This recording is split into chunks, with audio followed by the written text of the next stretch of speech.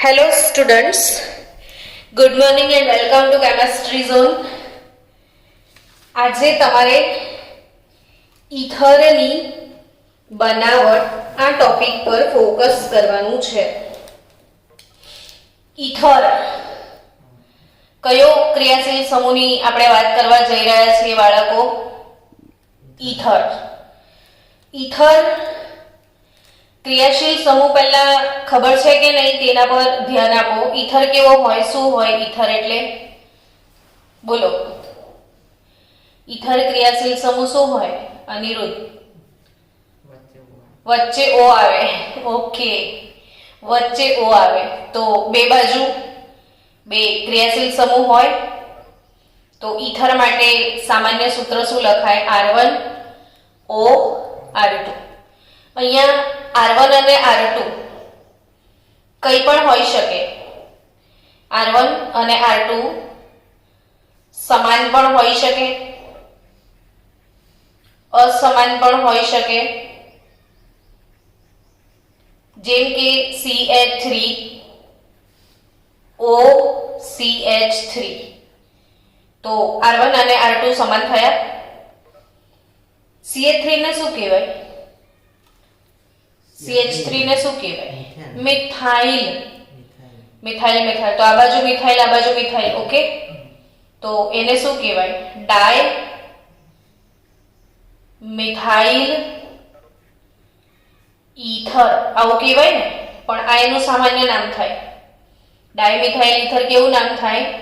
સામાન્ય નામ થાય. હવે જો એનો IUPAC નામ આપવું હોય તો જે ઈથર નામનો ક્રિયાશીલ સમૂહ છે એને મિથાઇલ સાથે જોડવો પડે. એટલે O ને કોની સાથે જોડવાનો? તો કે આ બાજુ બી કાર્બન શૃંખલા હશે, આ બાજુ બી કાર્બન શૃંખલા હશે. જેમાં ઓછા કાર્બન હોય ને એની સાથે ઓક્સિજન ને જોડાય. તને કમ્પ્લીટ જોવાઈ રહ્યું છે? Are you comfortable? હા. તો methyl plus O, methyl plus O એને આપણે શું કહીએ છીએ? મિથોક્સી. મિથાઇલ પ્લસ O ને શું કહીએ? મિથોક્સી. ને પાછળ એક કાર્બન છે એટલે મીથેન. તો આના બે નામ થાય, ડાયમિથાઇલ ઈથર અથવા મિથોક્સી મિથેન. હવે જો અસમાન હોય, for example CH3 CH2 O CH3 આવું છે.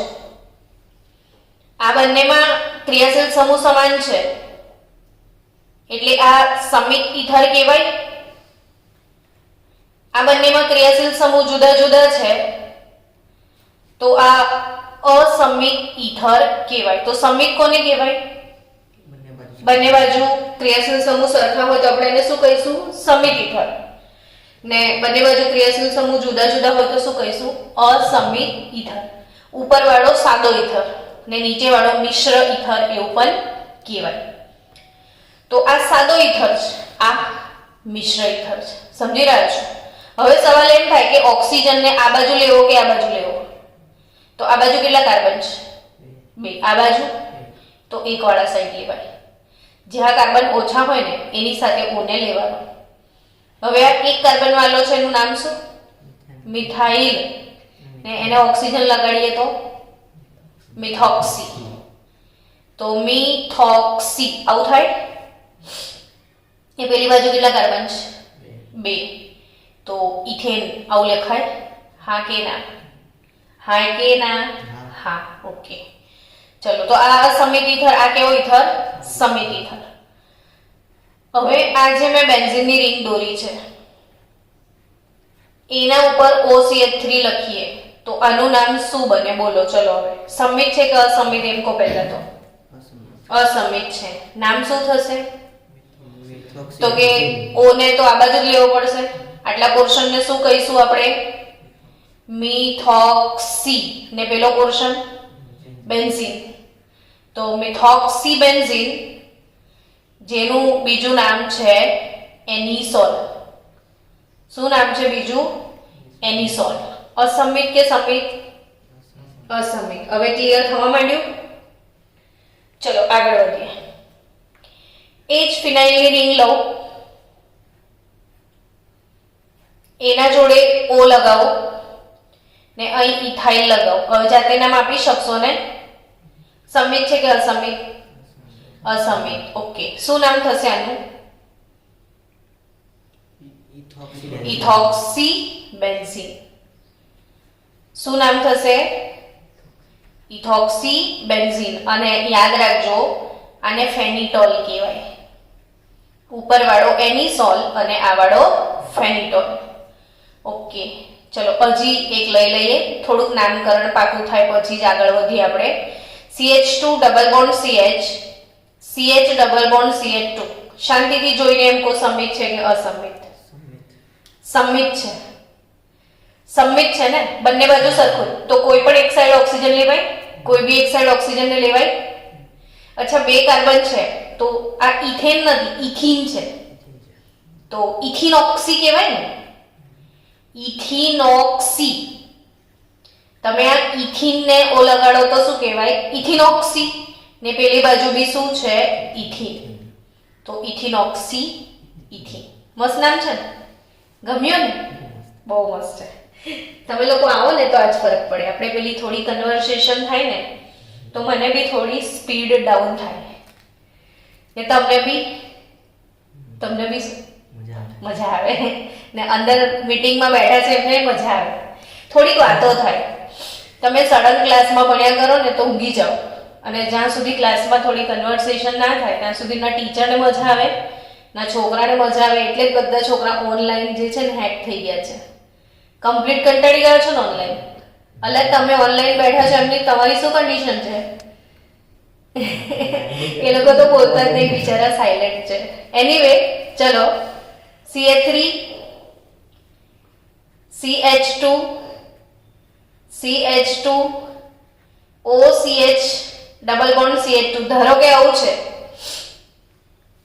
તો પણ એક થશે, ઇથિનોક્સી પ્રોપેન.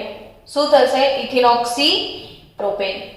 તો આઈ થિંક હવે ઇથરનું નામકરણ સારી રીતે આવડી ગયું છે.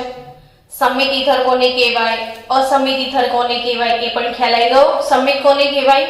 બંને આર સમાન હોય, આજુબાજુ દરવાજા ને વચ્ચે બેસ્યા છે વરરાજા, તો બંને દરવાજા સમાન તો સમિત ઇથર, ને બંને દરવાજા અસમાન તો અસમિત ઇથર. ચલો, શર્મા સોની, તમે નાના નાના છોકરા છો.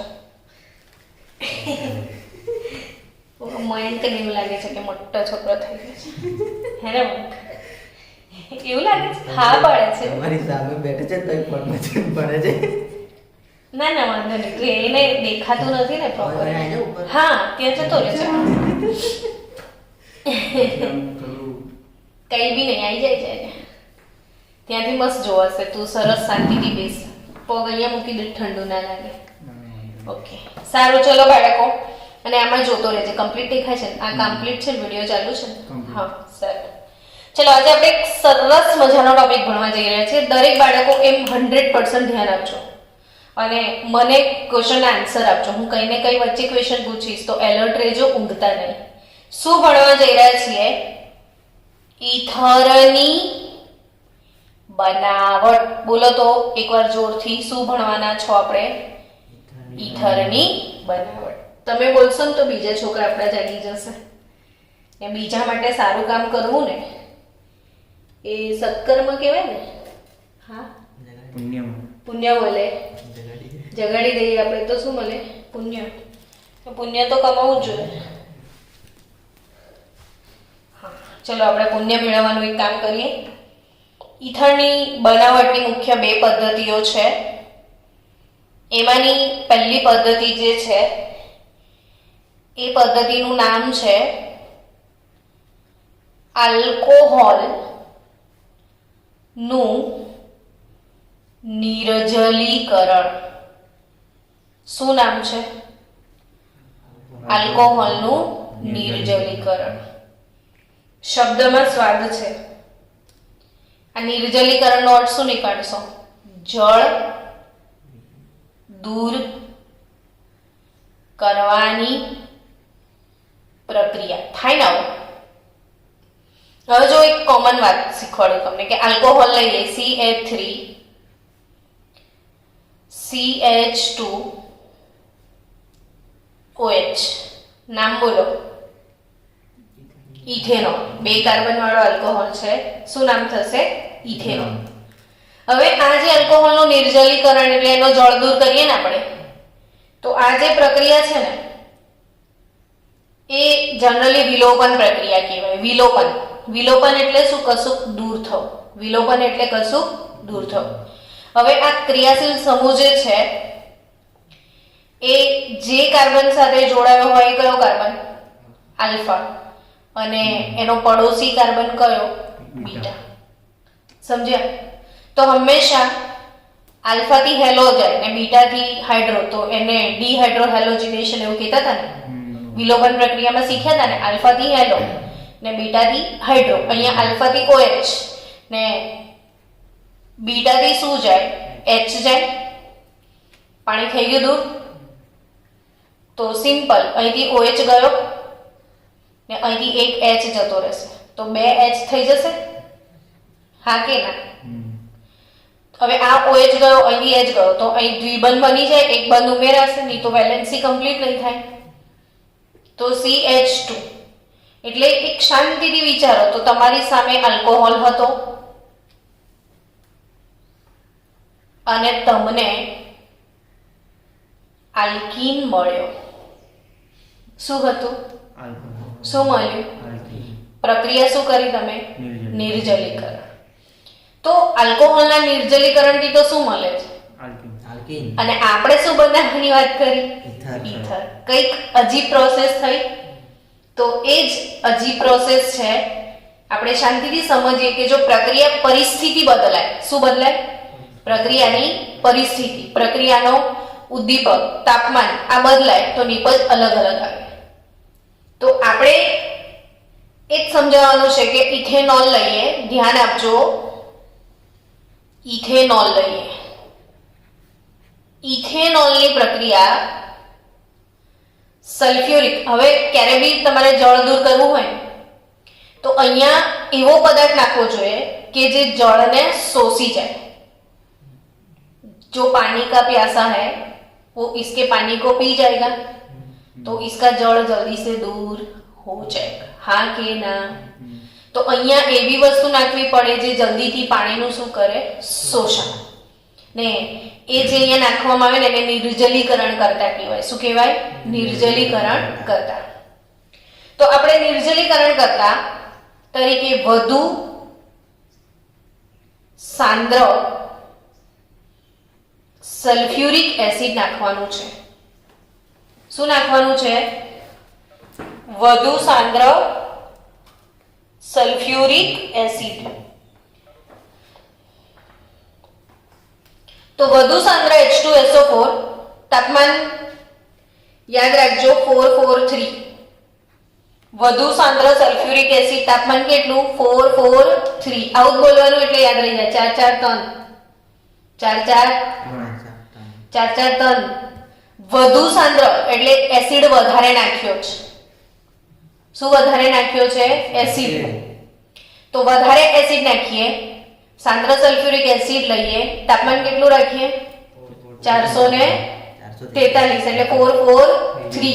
આપણે મેચ રમવા બેસ્યા હોય ને ચોગ્ગો વાગે કે મજા આવે, તો ડબલ ચોગ્ગા તગી 443 કેલ્વિન ટેમ્પરેચર હશે તો તમને આલ્કીન મળશે. CH2 ડબલ બોન્ડ CH2 નિપજ તરીકે શું મળશે? આલ્કીન. પણ એ જ એસિડ વધારે રાખવાની જગ્યા પર ઈથર વધારે વાપરીએ. હું તમને એની ડિટેલ પણ આગળ સમજાવું છું એટલે તમને ક્લિયરલી ખબર પડશે.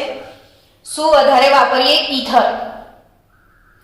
તો ઈથર 2 મોલ લઈએ એટલે કે 2 મોલ ઇથેનોલ વધારે લઈએ. આલ્કોહોલ વધારે લઈએ. હું શું બોલી રહી છું? ઈથર નહીં. શું? આલ્કોહોલ વધારે લઈએ. આમાં શું વધારે લીધું? એસિડ. 1 મોલ આલ્કોહોલ અને 1 મોલ એસિડ લો તો આલ્કીન આવે. પણ 2 મોલ આલ્કોહોલ લો અને સલ્ફ્યુરિક એસિડ નાખો તો આલ્કોહોલ વધારે છે. સાંદ્ર H2SO4 આ બી સાંદ્ર જ છે ને તાપમાન પહેલા ચોગ્ગી લીધી, પછી 1 રન લીધો ને પછી 3 રન લીધા. 441 13 કેલ્વિન તાપમાન જો તમે યુઝ કરી રહ્યા છો તો તમને ઈથર મળશે. એટલે CH3CH2O CH3CH2O ને ફરીથી એનું H CH2CH3 થઈ ગયો ઈથર. નામ બોલતો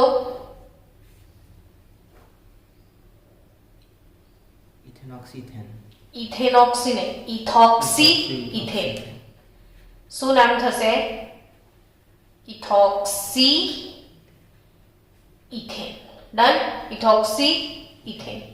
તો અહીંયા શું સમજ્યા છે? તો ઇથેનોલ જ, પણ તમે એસિડ વધારે નાખો છો, તાપમાન અલગ રાખો છો તો આલ્કીન નિપજ મળે છે. પણ આલ્કોહોલ વધારે લો છો, ડબલ આલ્કોહોલ લો છો, 2 મોલ જેમ આ 1 મોલ વાપરો, તાપમાન 413 કેલ્વિન વાપરો તો તમને શું મળે છે? ઈથર. એટલે બંને પ્રોસેસમાં છે શું? આલ્કોહોલનું નિર્જલીકરણ. હવે તમને પ્રશ્ન થાય કે આમાં આલ્કોહોલનું નિર્જલીકરણ ખરેખર કઈ રીતે થાય છે? તો બહુ જ ધ્યાનથી આપણે એની ક્રિયાવિધિ સમજીએ. ધ્યાન આપજો 100% કે આલ્કોહોલનું નિર્જલીકરણ કઈ રીતે થયું. CH3CH2 તમામ બાળકો, આપણને કોઈ જ ઉતાવળ નથી, 4 લેક્ચર વધારે લેવા પડે તો લઈશું, બટ આપણે ધીરે ધીરે જઈશું. તો આ જે છે એ આલ્કોહોલ છે. તમને બધાને એક વસ્તુ શ્યોરલી ખબર છે કે આલ્કોહોલમાં ઓક્સિજન પર અબંધકારક ઇલેક્ટ્રોન યુગ્મ હોય છે. આપણે આલ્કોહોલ પાણીથી બનાવીએ છીએ ને. હવે આ જે અબંધકારક ઇલેક્ટ્રોન યુગ્મને તમે ઉદ્દીપક તરીકે જો એસિડ નાખ્યો ને તો એસિડમાં તો શું હોય? H+ હોય.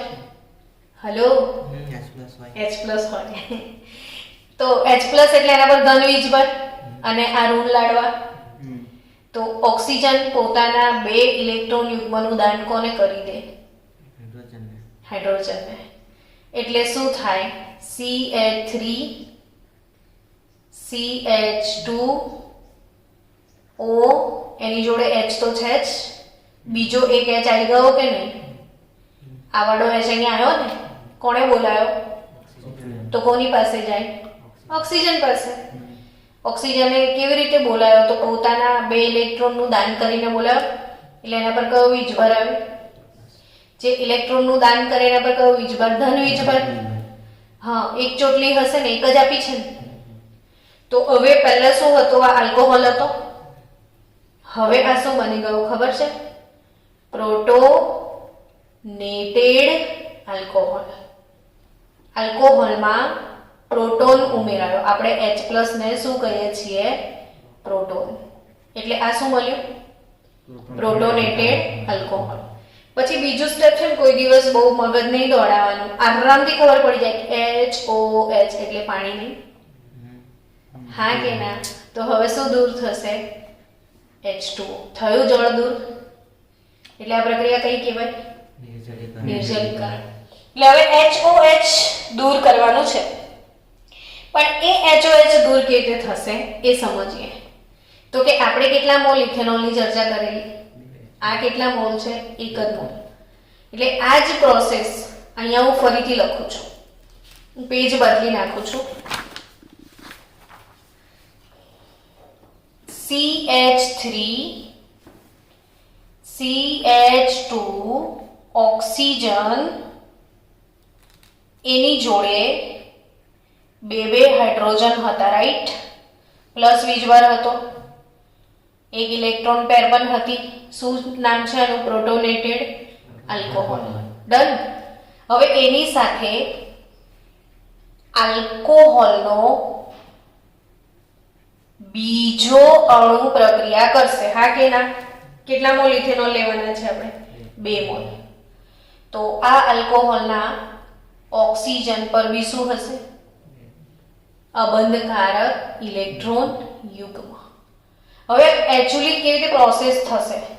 તો કે મનથી તમે સમજી ગયા કે અહીંથી તો આ HOH દૂર થવાનું જ છે. ઓક્સિજન ક્યારે બી જાય ને તો સામેવાળાને લૂંટીને જ જાય. કેમ કે એની વિદ્યુત ઋણતા વધારે. તો સામેવાળાને લૂંટશે મતલબ શું? તો કે અહીંયા જે 2 ઇલેક્ટ્રોન છે ને એ કોણ લઈને જશે? ઓક્સિજન લઈને જ જશે, તો જ ઓક્સિજન પાણી પર બે ચોટલી થાય ને પછી, એટલે આ ભાગ તો પોઝિટિવ બનશે. તો એ ભાગ પોઝિટિવ બનશે એને કોણ બોલાવી લેશે? આ ઓક્સિજન.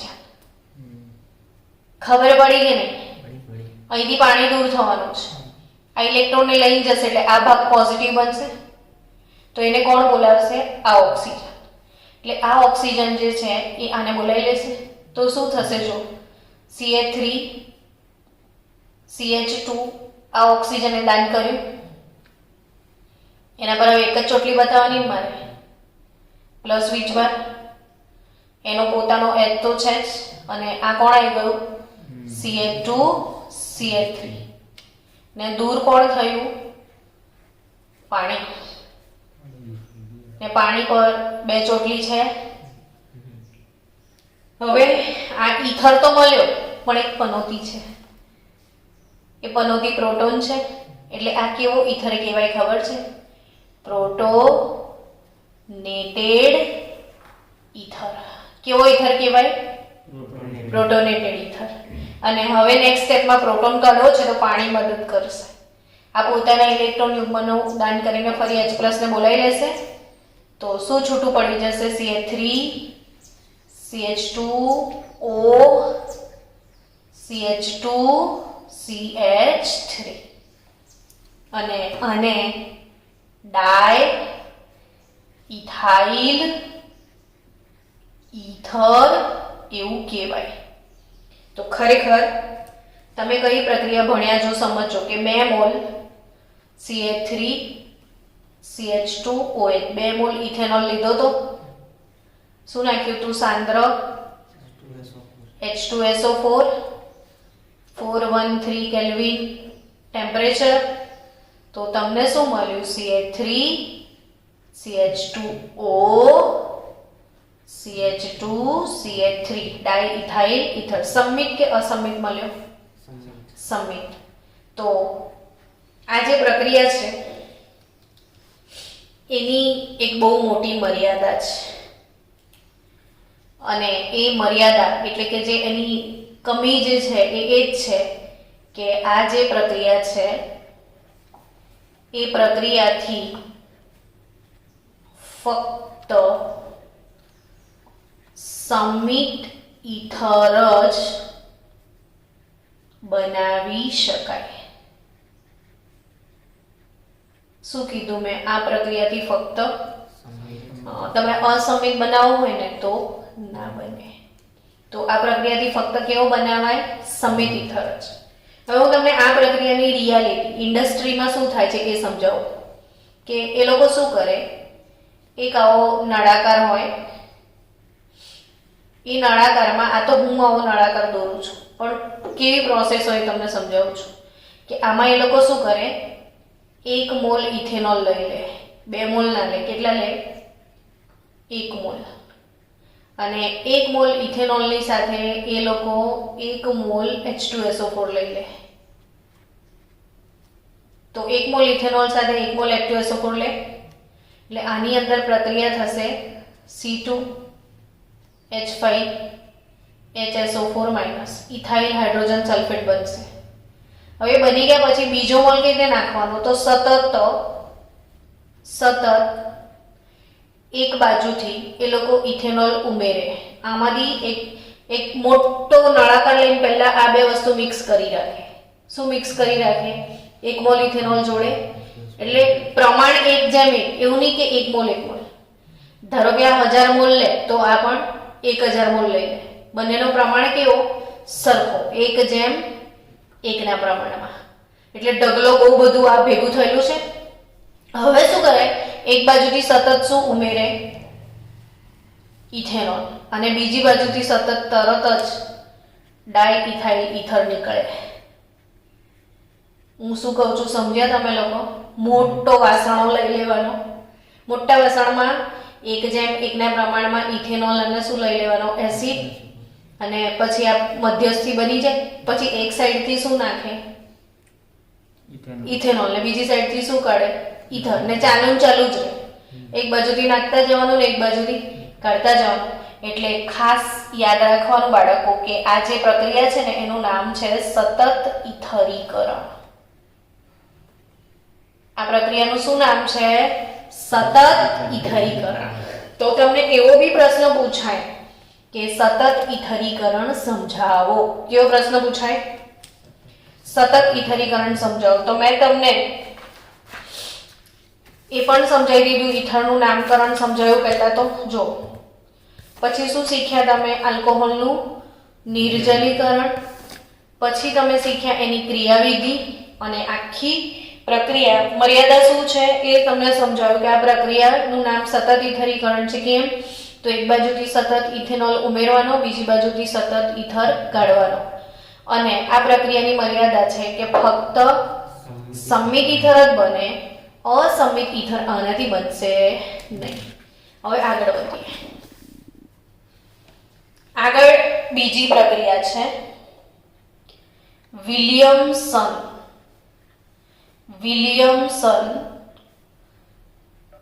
સંશ્લેષણ દ્વારા. ઇથરની બીજી બનાવટ કઈ પ્રક્રિયા દ્વારા? વિલિયમસન સંશ્લેષણ દ્વારા. તો વિલિયમસન સંશ્લેષણ કોણે આપ્યું હતું એ સમજી લઈએ. તો એલેક્ઝાન્ડર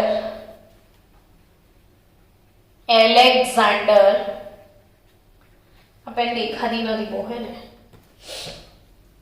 એલેક્ઝાન્ડર વિલિયમસન આવે છે, પણ આ વિલિયમસન લખ્યું છે, બે વાર વિલિયમ આવે. એલેક્ઝાન્ડર વિલિયમસન 1824 થી લઈને એનો કાર્યકાળ છે 1904 સુધીમાં. અને 1849માં કઈ સાલમાં? લંડન રસાયણ વિજ્ઞાનના એ પ્રાધ્યાપક બન્યા હતા. એટલે યુનિવર્સિટી ઓફ લંડન જે છે એમાં કોલેજના પ્રોફેસર હતા. કોણ? Alexander Williamson. ને એમણે આ પ્રક્રિયા સમજાવી છે. તો આ જે પ્રક્રિયા છે એની ડિટેલ ડિસ્કસ કરીએ આપણે. Wait for 1 minute. બીજી પદ્ધતિ છે ઇથર બનાવવાની, એ છે વિલિયમસન સંશ્લેષણ દ્વારા. વિલિયમસન સંશ્લેષણ પદ્ધતિમાં કેવી રીતે ઇથર બને? તો પહેલા તો મોટો ફાયદો, આ પદ્ધતિથી અસંમિત ઇથર પણ બનાવી શકાય. મનમાં એકવાર બોલી જજો. પેલી પદ્ધતિનો શું ગેરફાયદો હતો? કે ખાલી સંમિત બનતો હતો, અસંમિત બનતો. આનાથી અસંમિત પણ બનાવાય. બીજો ફાયદો, આ જે ક્રિયાવિધિ છે ને એ ક્રિયાવિધિ, આની જે બેઝિક ક્રિયાવિધિ છે એમાં કઈ મિકેનિઝમ આપણે ફોલો કરવાની છે? દ્વિઆણ્વીય કેન્દ્રાનુરાગી વિસ્થાપન. આની ક્રિયાવિધિમાં આપણે શું ફોલો કરવાનું છે? દ્વિઆણ્વીય કેન્દ્રાનુરાગી વિસ્થાપન. યાદ આવે છે?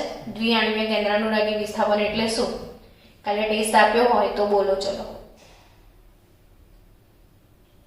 કેન્દ્રાનુરાગી એને ઇંગ્લિશમાં શું કહેવાય? ન્યુક્લિયોફાઇલ. એટલે આપણે એનો એન લખતા હતા. વિસ્થાપનને ઇંગ્લિશમાં કહેતા હતા સબસ્ટિટ્યુશન, એટલે એનો એસ લખતા હતા. ને દ્વિઆણ્વીય છે તો અહીંયા 2 લખતા હતા. તો દ્વિઆણ્વીય કેન્દ્રાનુરાગી એટલે શું? SN2 ક્રિયાવિધિ. યાદ આવ્યું? હેલો એલ્કેન હેલો એરિનમાં આવું કંઈ ભણેલા? SN1 અને SN2. તો SN1 એટલે એક આણ્વીય અને SN2 એટલે દ્વિઆણ્વીય કેન્દ્રાનુરાગી વિસ્થાપન પ્રક્રિયા. તો આમાં કઈ મિકેનિઝમ ફોલો થાય છે?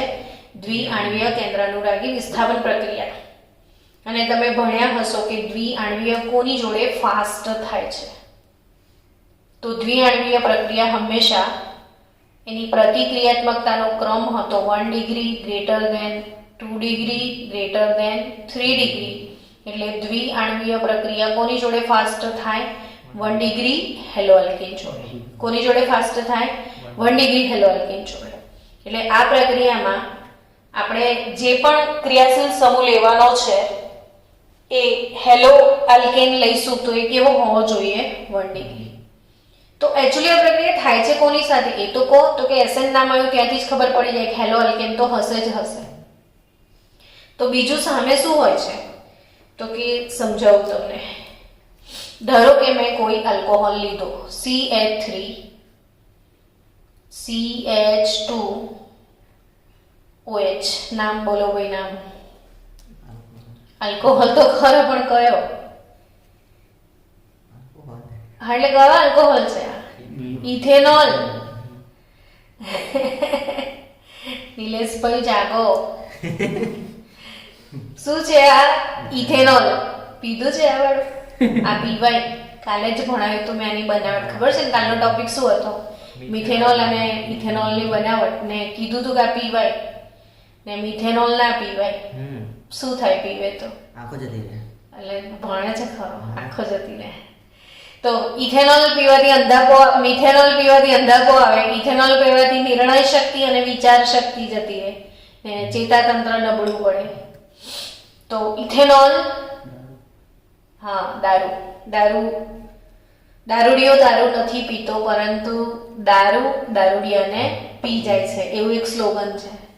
તો આપણે પીશું તો આ આપણને પી જશે અને આપણે હોશિયારી મારીએ છીએ કે હું એને પીવું છું. તો પીવાનું ચાલુ ના કરતા નહીં તો તમને પી જશે.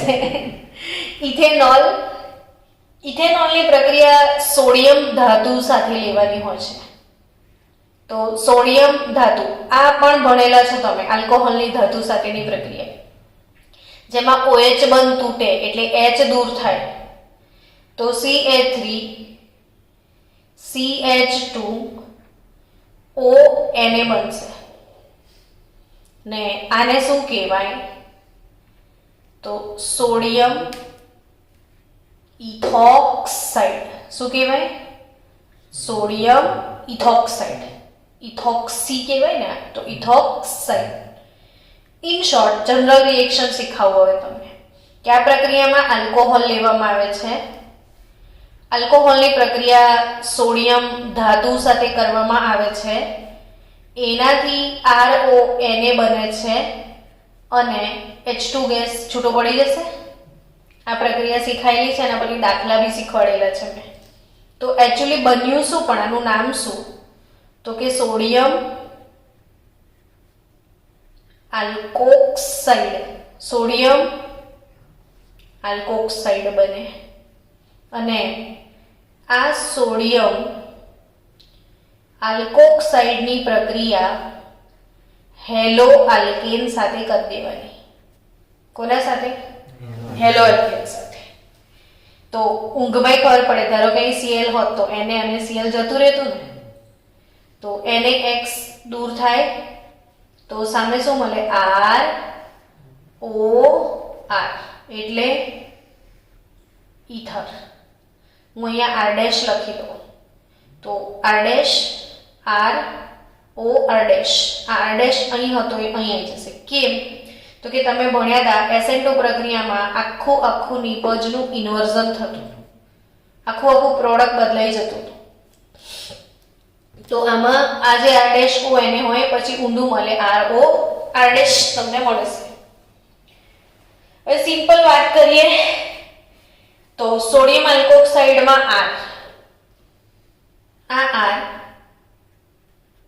દ્વિતીયક કે તૃતીયક હોય તો ચાલે. દ્વિતીયક કે તૃતીયક. દ્વિતીયક એટલે આ ટાઈપનો CH3 CH CH3 એટલે આ કાર્બન સાથે 2 કાર્બન જોડાયેલા હોય તો દ્વિતીયક ને આ કાર્બન સાથે આવી રીતે 3 જોડાયેલા હોય તો એ શું? તૃતીયક.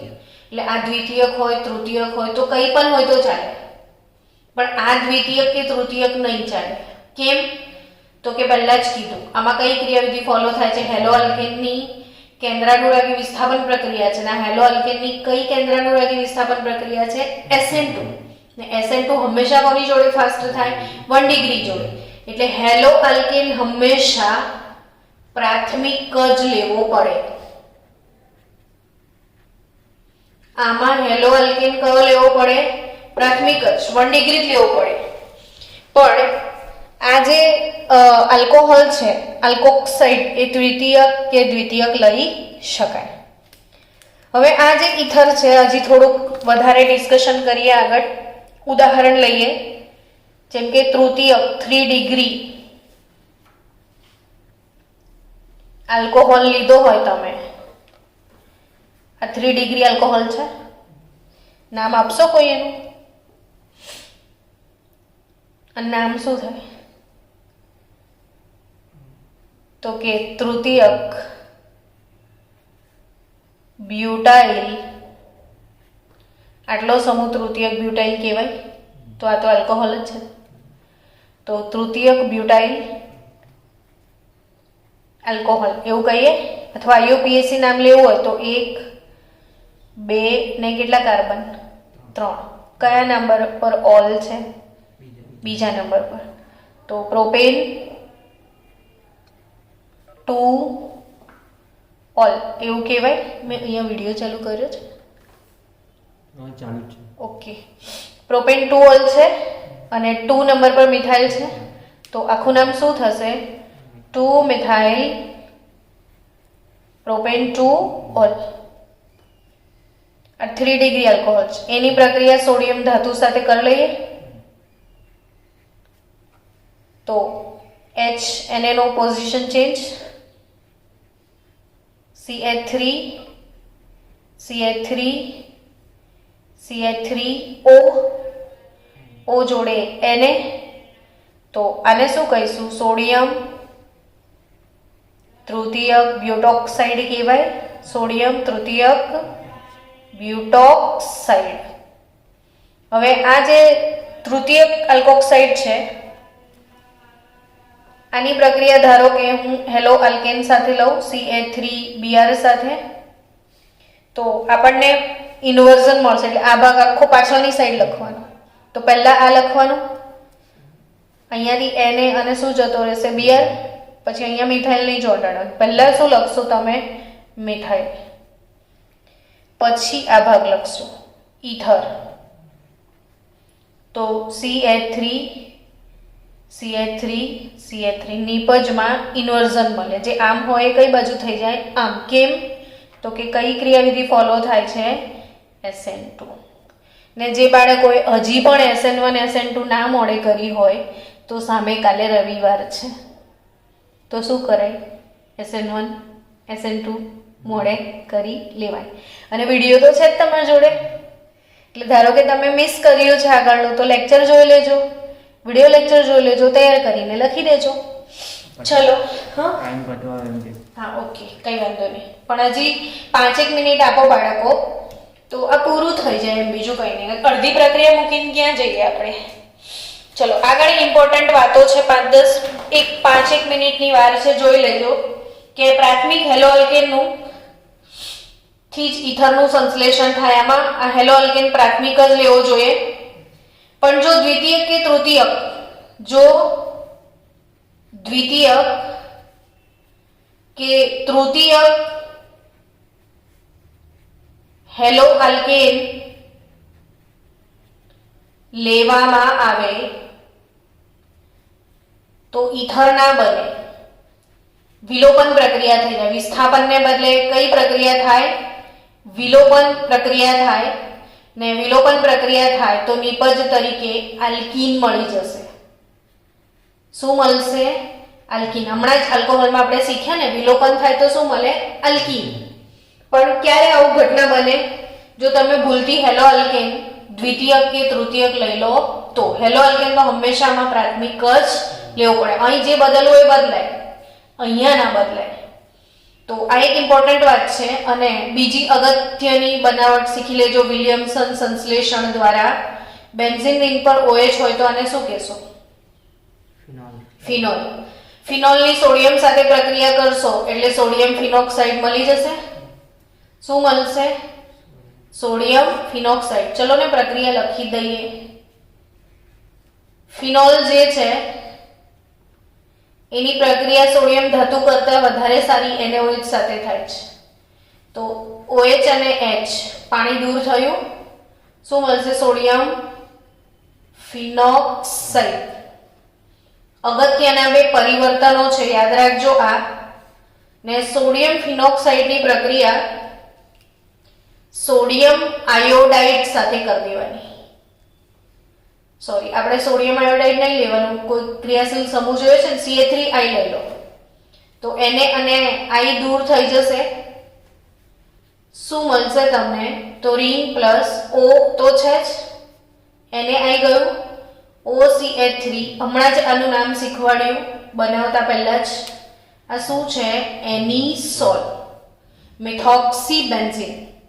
ને આની પ્રક્રિયા ઇથાઇલ આયોડાઇડ સાથે લઈ લો, ઇથાઇલ આયોડાઇડ સાથે, તો દૂર થશે અગેન NaI, તો રિંગ પ્લસ O CH2CH3 ઇથોક્સીબેન્ઝીન.